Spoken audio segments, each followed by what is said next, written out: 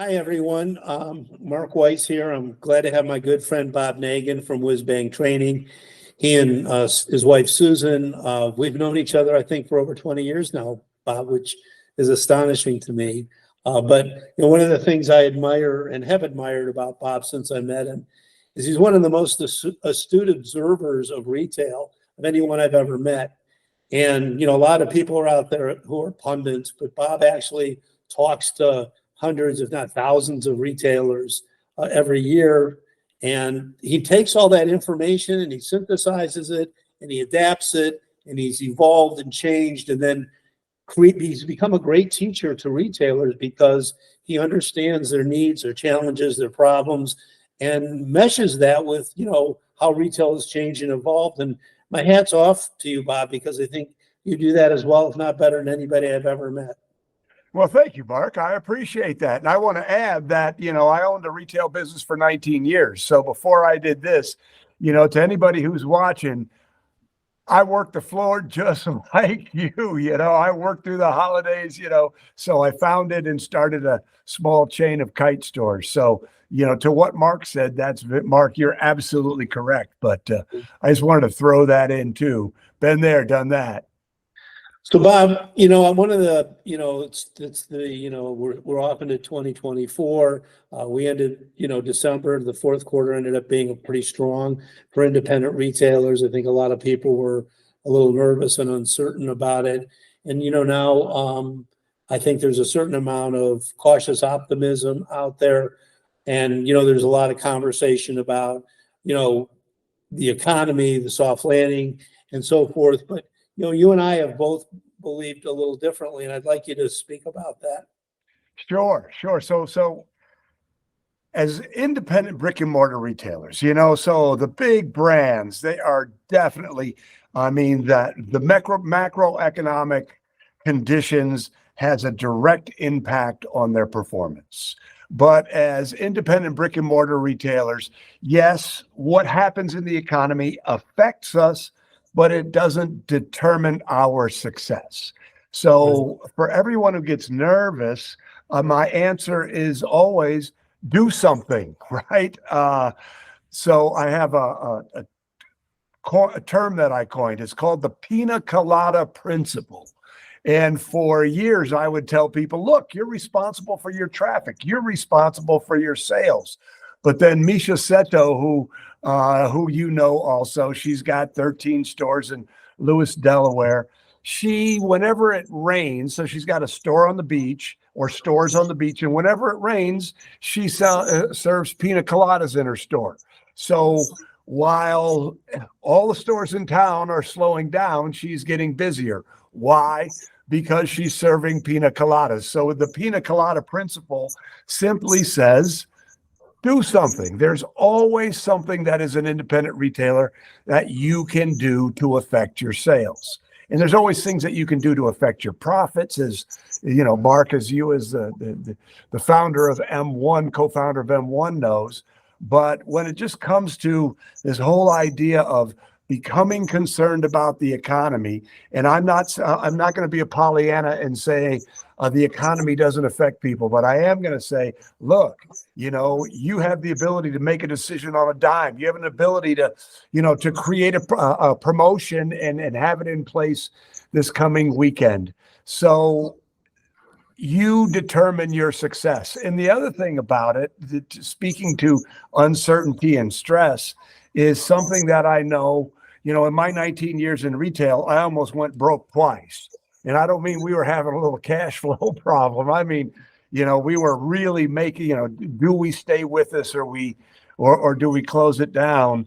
And one of the most important things I've learned through those two episodes is the only way to respond to stress is with action. Right. Because if you don't do anything, if you don't do anything, you just wait in the store and, your vendors are going to call. So the minute that you do something, that you move something forward, I don't know what it is, but the universe sort of shifts or whatever happens, your mindset shifts and away you go. So I think that's how I would reply to that. Yes, you never know what's going to happen, but you can always choose how you respond to that.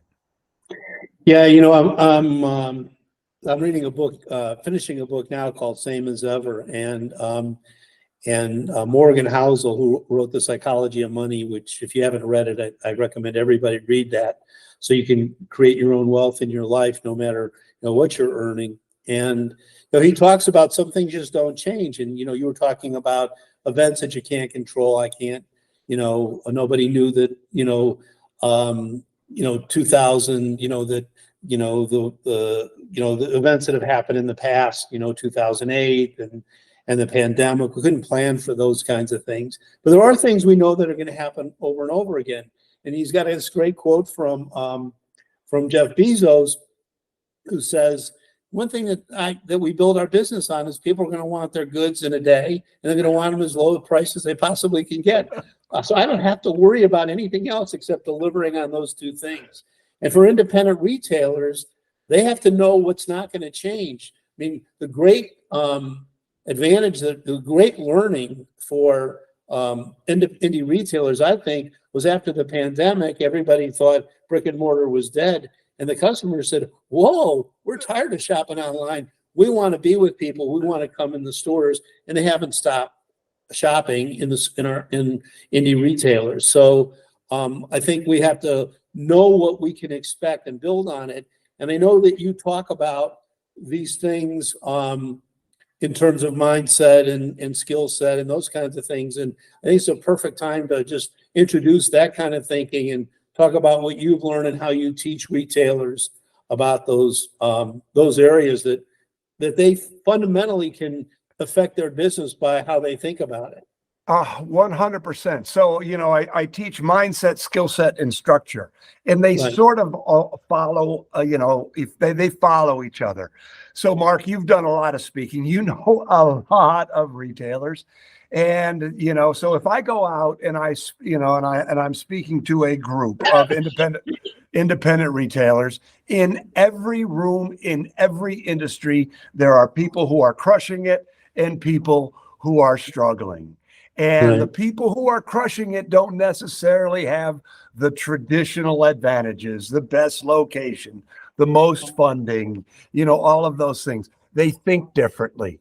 And, so through all of these conversations, it's the people who think differently, who have the right beliefs, who, take action, who, I call it the upward spiral of prosperity, mindset and good beliefs and good habits and all of those things, they have momentum.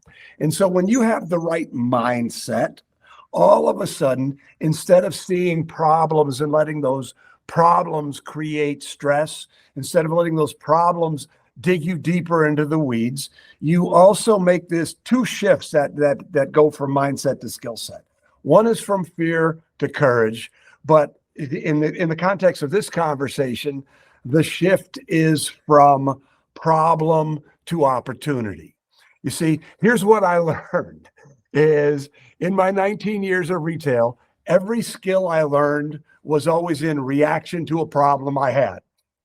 So, we learned how to sell kites, but guess what? We didn't know how to manage our inventory. So, all of a sudden one day I've got a back room full of kites and no cash. So I had to learn how to do that. We learned how to sell, so our business grew. So we had to learn how to hire people and manage people. And so this is the nature of growth, right? As you grow, the problems, the cracks in your skill set emerge. And so you can do two things. You can start to blame other people, or you can say, hey, this is a problem. I'm going to figure this out. And every time there's a problem and you figure it out, you develop that skill set. And when you develop a skill, when you solve a problem, all of a sudden you have confidence, and that confidence starts to build, and it all gets bigger and better. And I've seen this happen a lot in the last couple of years where people had beliefs around the labor pool. Nobody wants to work. Young people are lazy. Nobody will apply. So these bad set of beliefs around, who wants to work? Are there good people out there? And I've coached several people through this mindset shift. And all of a sudden now they have good teams, And it was simply because they changed their beliefs around people and they did things differently. They built a new set of skills, and all of a sudden, the problem went away. And here's the beautiful thing, as you know, when you solve a problem once by developing a skill, the problem doesn't go away forever, but the next time the problem comes up, you know what to do about it. So if you don't know how to recruit and hire and train, you're always going to be stuck in this problem of you're not going to have good people. But once you figure that out, once you learn those skills, the next time you need somebody, you don't panic, you don't get angry. You hire somebody because you know how to solve that problem. And so this happens in everything. I mentioned inventory management.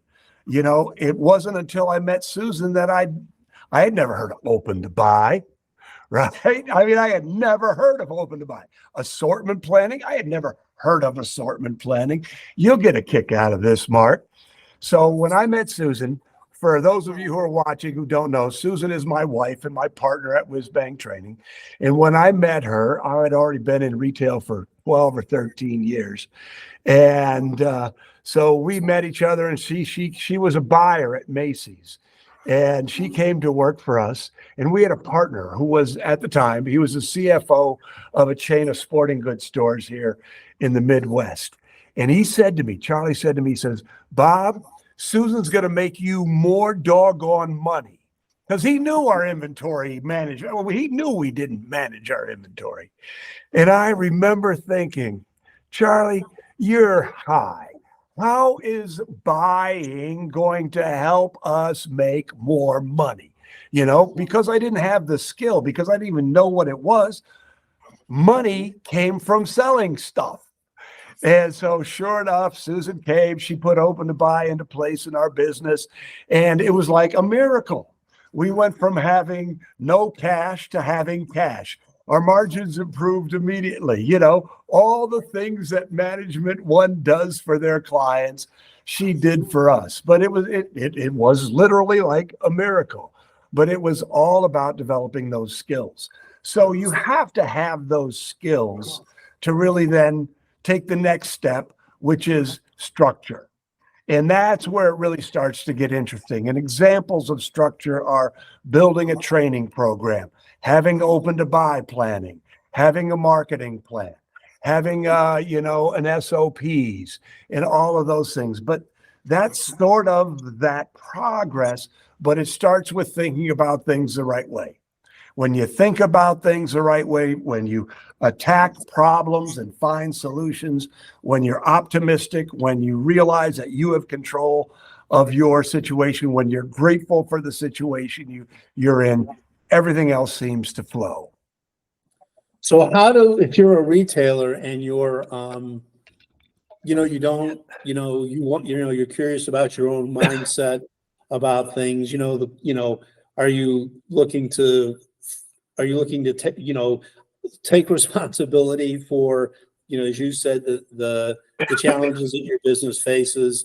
How do you begin to affect those changes? How does this process get started? How do you think about it? What are some signs, if I'm a retailer, what are some signs that I should be looking at myself for how I, think about and behave in my own business?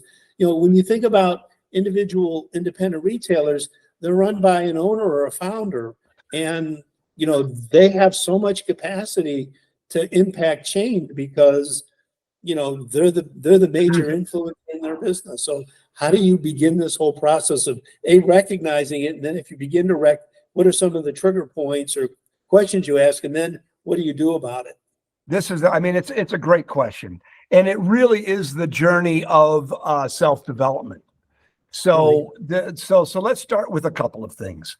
Let's start with this idea of mindfulness. Now, a lot of people think of mindfulness as a woo-woo concept, but really at its simplest level, mindfulness is watching your thoughts, right? It's that simple. So, and when you start to watch your thoughts, you start to be able to control your emotions. So I call it the folly of the racing mind. And believe me, been there, done that. We get in the weeds, something happens, a customer comes in, or I'll give you another example. Somebody gives you a 1-star review on social media and it ruins the rest of your day, right?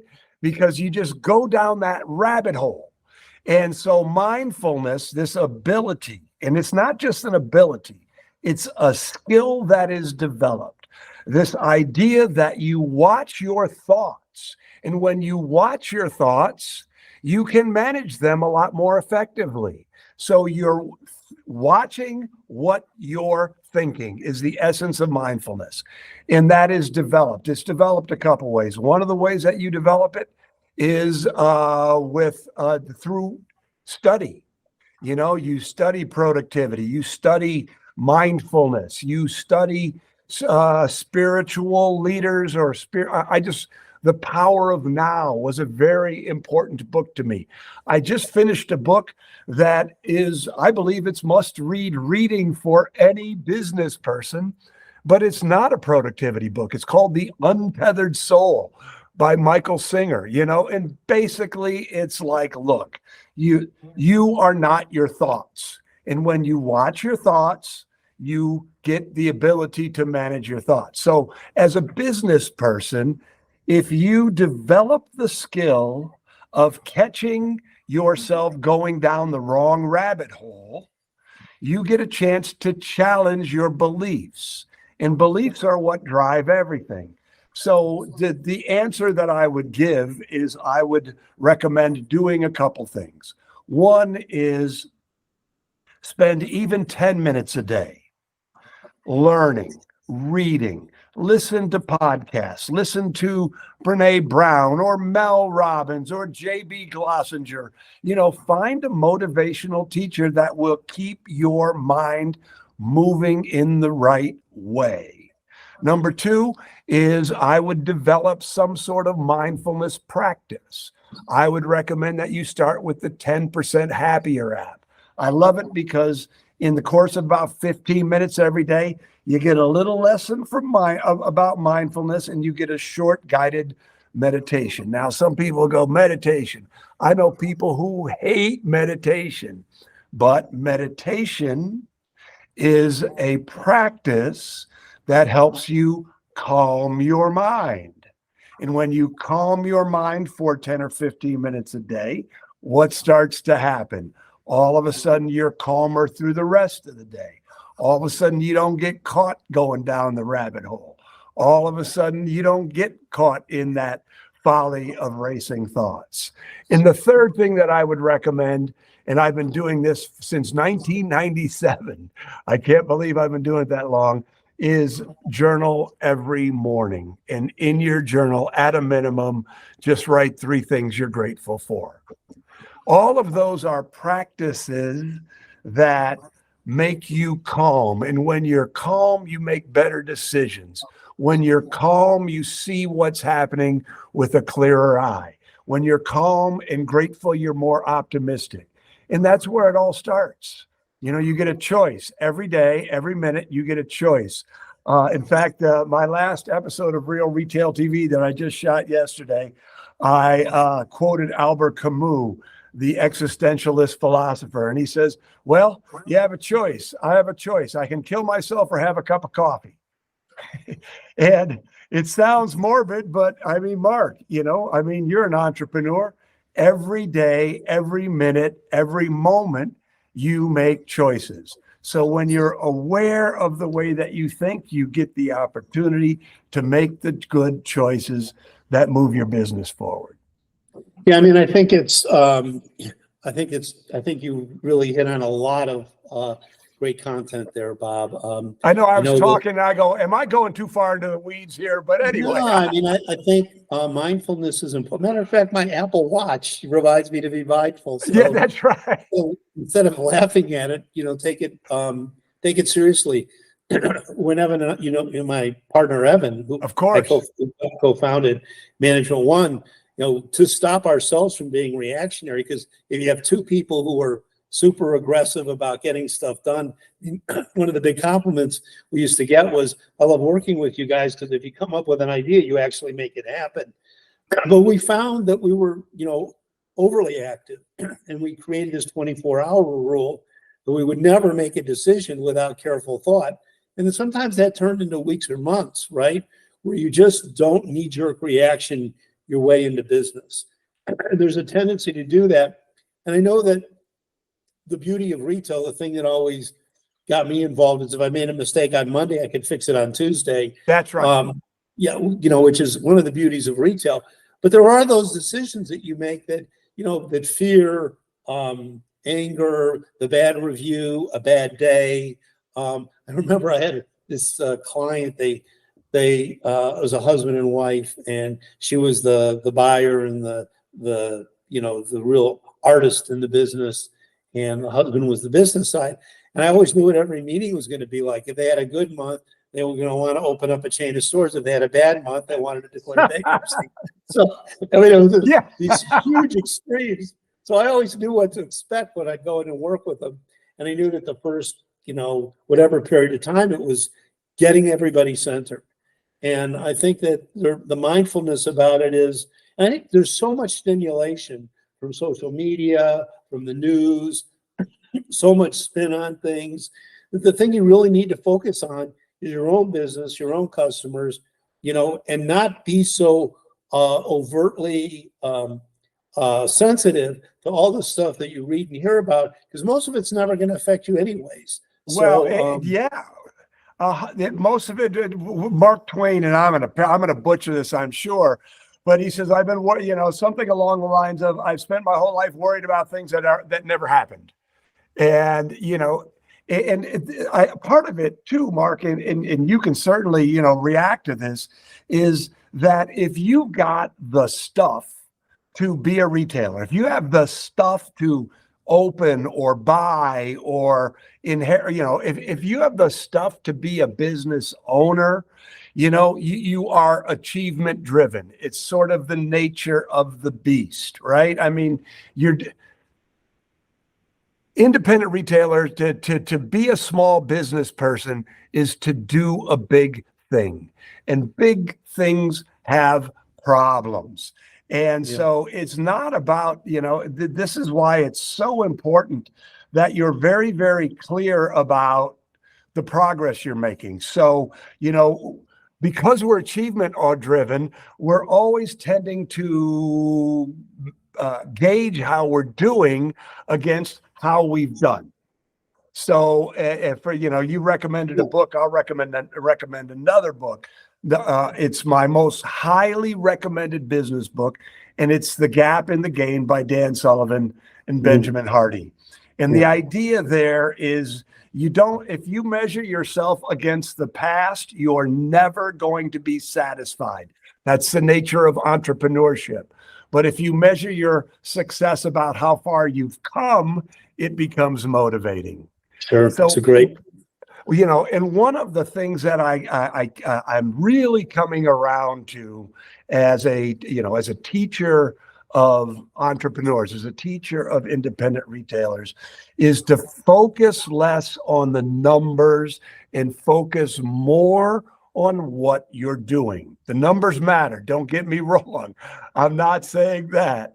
But, everybody, at the end of the month, I didn't hit last month, or everybody's comparing what they're doing this year against what they did in COVID.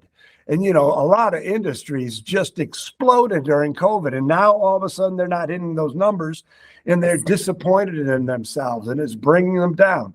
Look, if you're doing the right thing, if you're building your skills, if you're building your team, if you're managing your inventory, if you're doing all the right things, good things happen. Taking care of your customers. If you're doing all the right things, success is a byproduct of how you think and the skills you develop and the wisdom that you have. It's a byproduct of. So focus on doing the right thing. And then, of course you have to make adjustments, but then what you're really looking for, those big months and the big profits and all those things, they tend to follow naturally.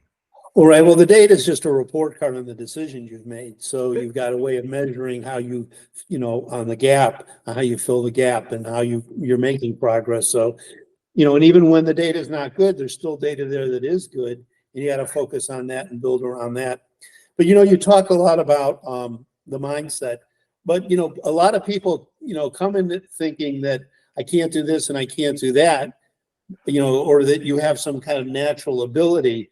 And it's not really about natural ability at all. It's really about taking the time to learn and develop the skills to allow you to do the things that you can do. And then once you've learned them, then, you can be a teacher to other people in your organization. So it does have a positive effect, not just for yourself, but for your whole organization. Oh, absolutely. You're the leader. They're watching you. If you think that your customers, if your business philosophy, so, one of the things that I teach is WWMCW, what would my customer want? And on two sides of that, on one side, if your business philosophy is I'm going to get as much possible money out of every customer, no matter how I can do it. If you have a customer unfriendly philosophy, people are smart. They catch on to that right away, and you're going to attract people who are like you. But if you have that love your customer, the money will follow, give to get kind of mentality, and WWMCW, you're going to attract the right people. They're going to want to work for a business like you, particularly young people these days, and they're going to look up to you. You're the leader. They're going to follow your lead. So yes, how you are and who you are has a direct impact on the kind of people that you're going to attract to come work for you. And then ultimately the customers, the people who are going to be your customers. You want to build a big, nice, sustainable business. Love your customers. Bring in good people. Ask yourself, WWMCW, what would my customer want? Yeah. Well, Bob, our time is unfortunately, I think you and I could sit and chat all day. But I really appreciate you sharing your wisdom and your thoughts.